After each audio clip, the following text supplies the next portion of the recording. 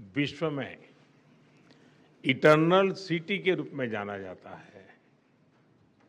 भारत में मेरी लोकसभा कॉन्स्टिट्यूंसी काशी, उसको भी अनादि और शाश्वत नगर माना जाता है। जब दो सभ्यताएं मिलती हैं तो बातचीत केवल एजेंडा तक सीमित नहीं होती। इसमें इतिहास की गहराई, भविष्य की दृष्टि और मित्रता की सहजता तीनों साथ दिखाई देते हैं। फ्रेंड, पिछले लगभग 3.5 वर्षों में मुझे कई बार प्राइम मिनिस्टर मेलोनी से मिलने का अवसर मिला है। यह भारत और इटली के बीच करीबी सहयोग और सामंजस्य को दर्शाता है। उनके नेतृत्व में हमारे संबंधों को नई गति, नई दिशा और नया आत्मविश्वास मिला है। मुझे खुशी है कि हम अपने संबंधों को अपग्रेड करते हुए स्पेशल स्ट्रेटेजिक पार्टनरशिप की घोषणा कर रहे हैं। फ्रेंड्स, आज की बैठक में हमने हमारी भावी साझेदारी को और सशक्त बनाने के लिए विस्तृत रूप से चर्चा की। Bharat Italy joint strategic action plan 2025 to 2029 हमारी साझेदारी को एक प्रैक्टिकल और फ्यूचरिस्टिक ढांचा प्रदान करता है।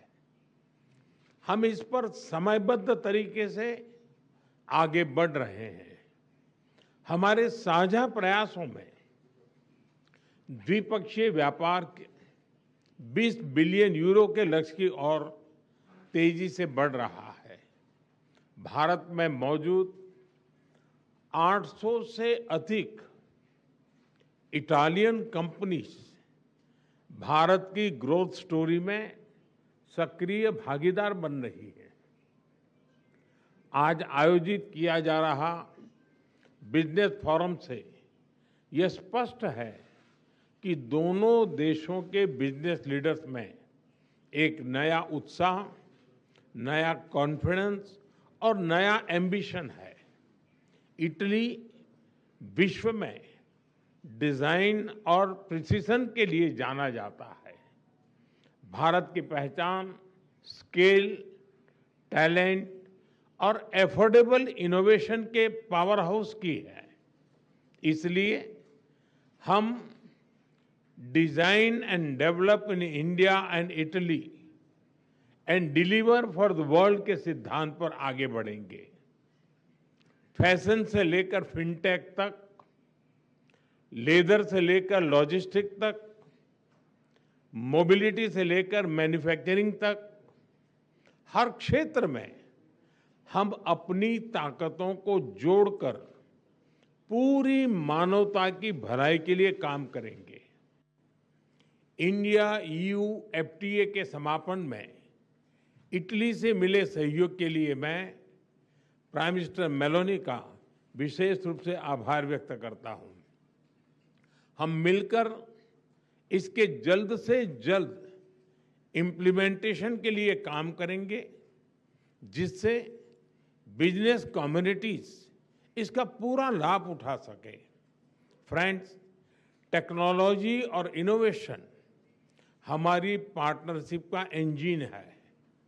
एआई, क्वांटम, स्पेस और सिविल न्यूक्लियर एनर्जी जैसे क्षेत्रों में हमारे सहयोग की अपार संभावनाएं हैं।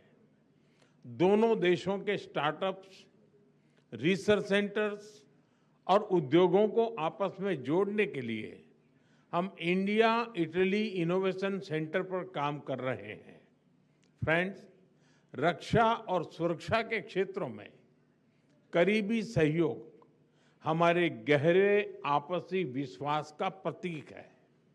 हमारी सेनाओं के साथ साथ दोनों देशों के रक्षा उद्योगों के बीच भी सहयोग बढ़ रहा है। हमारे डिफेंस इंडस्ट्रियल रोडमैप से को डेवलपमेंट और को प्रोडक्शन का मार्ग प्रशस्त हुआ है। मैरीटाइम पावर्स के रूप में भारत और इटली के बीच कनेक्टिविटी के क्षेत्र में करीबी सहयोग स्वाभाविक है। हम मिलकर शिपिंग, पोर्ट्स मॉडर्नाइजेशन, लॉजिस्टिक्स और ब्लू इकोनॉमी पर काम करेंगे। हमने अपनी विन विन साझेदारी को तीसरे देशों तक ले जाने पर भी चर्चा की। इस दिशा में आगे बढ़ते हुए हम अफ्रीका में ठोस प्रोजेक्ट्स पर काम करने के लिए सहमत हुए। फ्रेंड्स, भारत और इटली एकमत है कि आतंकवाद मानवता के लिए गंभीर चुनौती है।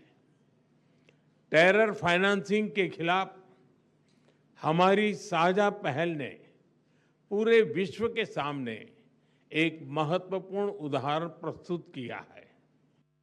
भारत और इटली ने यह स्पष्ट संदेश दिया है कि रिस्पॉन्सिबल डेमोक्रेसीज केवल आतंकवाद की निंदा नहीं करती, बल्कि उसके फाइनेंशियल नेटवर्क को तोड़ने के लिए भी ठोस कदम भी उठाती है। यूक्रेन, पश्चिम एशिया तथा अन्य तनावों को लेकर हम लगातार संपर्क में रहे हैं।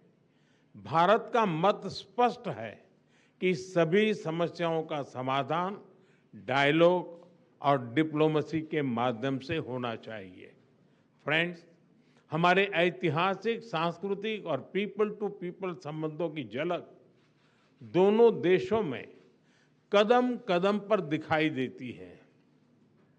इटली में भारतीय कला, योग, आयुर्वेद और खान-पान के प्रति आकर्षण बढ़ रहा है। संस्कृत और लैटिन जैसी प्राचीन भाषाएं एक ही भाषा परिवार से आती हैं।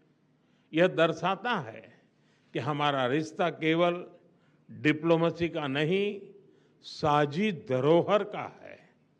अगले वर्ष भारत और इटली के संबंधों की 80वीं एनिवर्सरी के उपलक्ष्य में ईयर ऑफ कल्चर मनाया जाएगा। इससे हमारे सांस्कृतिक संबंधों को और ताकत मिलेगी। इटली में बड़ी संख्या में रह रहे भारतीय मूल के लोग हमारे संबंधों की जीवंत कड़ी है। उनकी देखरेख के लिए प्राइम मिनिस्टर मेलोनी और इटली के लोगों का मैं हृदय से धन्यवाद करता हूं। 3 साल पहले किए गए migration and mobility partnership agreement से दोनों देशों के लोगों के बीच आवाजाही बढ़ी है। हम यह विन विन सहयोग जारी रखेंगे। एक्सेलेंसी, आज की बहुत ही उपयोगी बैठक के लिए और आपकी मित्रता के लिए मैं एक बार फिर आपका हृदय से आभार व्यक्त करता हूं। 140 करोड़ भारतवासियों की ओर से मैं आपको भारत आने का एक बार फिर से निमंत्रण देता हूं। बहुत बहुत धन्यवाद। ग्राजिए मिले।